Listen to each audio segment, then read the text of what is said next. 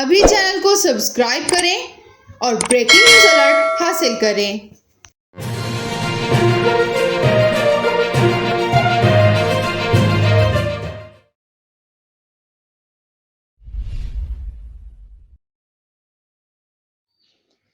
وزیر خزانہ مفتاح اسماعیل نے پیٹرول اور ڈیزل کی قیمت میں فی لیٹر 30 روپے اضافہ کر دیا ہے اور نئی قیمتوں کا اطلاق آج رات 12 بجے سے ہوگا۔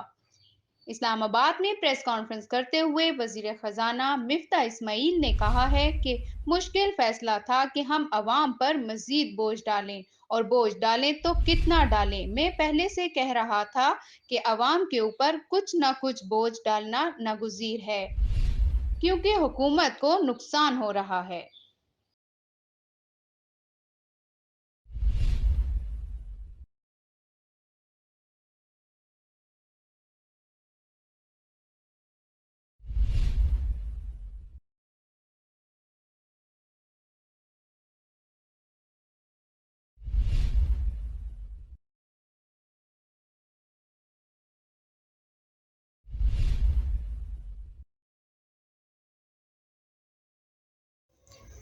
ابھی چینل کو سبسکرائب کریں اور بریکنگ نیوز الرٹ حاصل کریں۔